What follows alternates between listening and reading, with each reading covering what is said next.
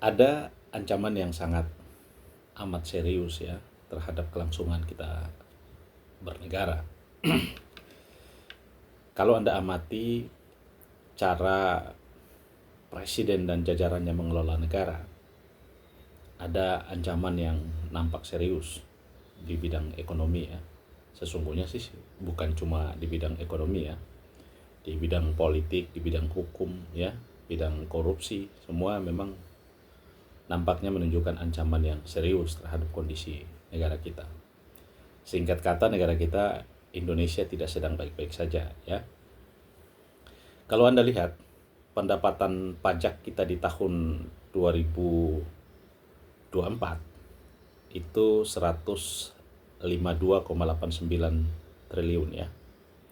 Kemudian turun 64 triliun pendapatan di tahun 2025 ya, berkurang ya. Artinya pendapatan pajak berkurang itu artinya rakyat yang bayar pajak dan para wajib pajak itu berkurang ya, sehingga pendapatannya menjadi cuman posisinya hanya di 88,89 T di tahun 2025 ini. Satu sisi APBN kita juga defisit di kurang lebih 31 sekian T ya. Jadi defisit kita di awal tahun ini ya. Nah, kalau Anda perhatikan, saya sambil melihat data ya. Kalau Anda perhatikan dengan situasi itu, maka Anda bisa membayangkan hutang kita itu 8.400 triliun sekian ya, jumlah total hutang kita. Dan bunga yang jatuh tempo di tahun ini itu berkisar kurang lebih 800 triliun ya. Nah, pemerintah dalam mengantisipasi itu membayar bunga hutang itu justru mengajukan pinjaman kembali. Jadi cara pemerintah menyelesaikan hutang itu adalah meminjam lagi, kemudian membayar bunga, kemudian meminjam lagi dan membayar bunga. Jadi pokoknya itu tidak terbayarkan. Jadi pokoknya bertambah, bunganya juga akumulasinya jadi bertambah.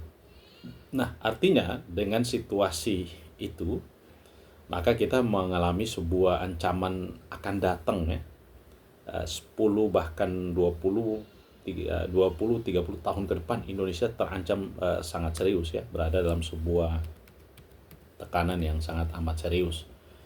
Nah, sisi lain Anda lihat pemerintah berupaya untuk menekan pajak dinaikkan ya. Jadi rakyat ditekan untuk membayar pajak dengan menaikkan PPN ya, dan kemudian ini adalah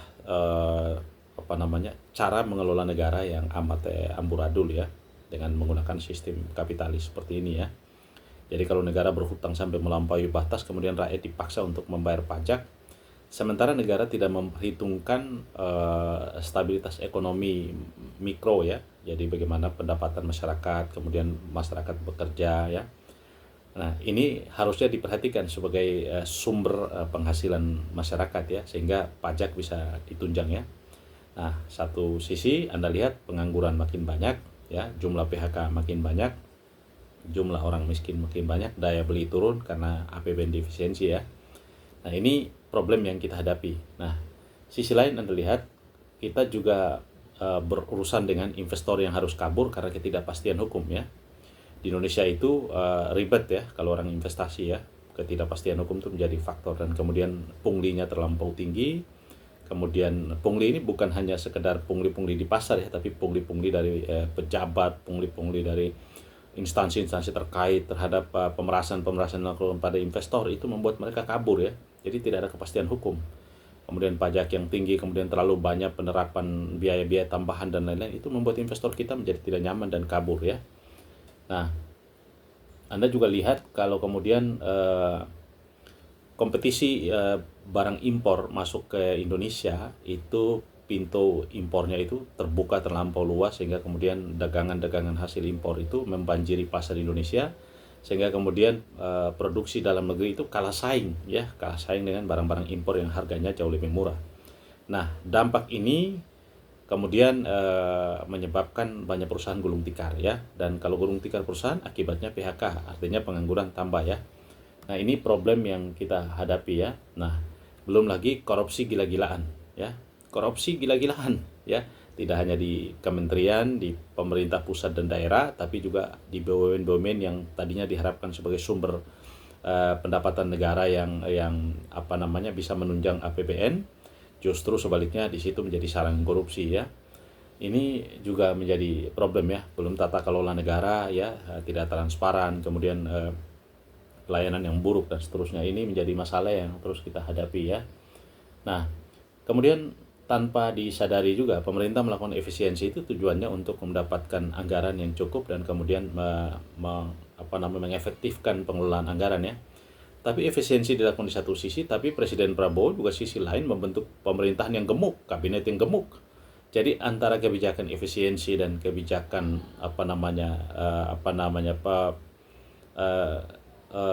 penggunaan uang negara untuk menggaji pejabat-pejabat yang ada di kementerian dan lembaga, kemudian menunjukkan staf ahli, penunjukan komisaris dan segala macam, pembengkakan di dalam konteks itu juga gila-gilaan. Jadi kalau efisiensi itu harus dilakukan pertama lah efisiensi dengan menggunakan sistem meritokrasi ya, dengan sistem struktur yang miskin tetapi kaya fungsi. Ini strukturnya besar, kemudian fungsinya justru tumpang tindih.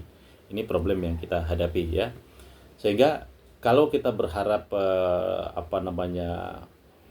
efisiensi itu mendorong supaya perbaikan anggaran, justru tidak. Justru efisiensi satu sisi untuk membiayai aktivitas pemerintah di sisi yang lain. Jadi sebetulnya tujuan efisiensi bukan untuk menstabilkan keuangan negara, bukan, tapi untuk mengalihkan keuangan negara dari pembiayaan yang satu ke pembiayaan yang lain. Jadi itu efisiensi yang dilakukan Presiden Prabowo sebetulnya tujuannya itu ya, bukan tujuan yang lain. Nah, sehingga kalau kita berharap negara ini baik-baik saja, tentu tidak ya.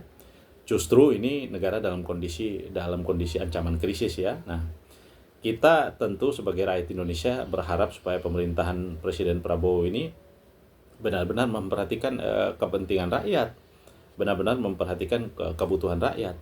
Nah, dengan situasi semacam ini, banyak perusahaan yang terancam gulung tikar, kemudian pajak mau ditekan naik, sementara wajib pajak banyak yang tidak mampu lagi membayar karena situasi yang dihadapi saat ini ya. Sehingga kemudian kita berharap supaya pemerintahan ini bisa berjalan baik. Nah, apakah ini menjadi ancaman buat Indonesia?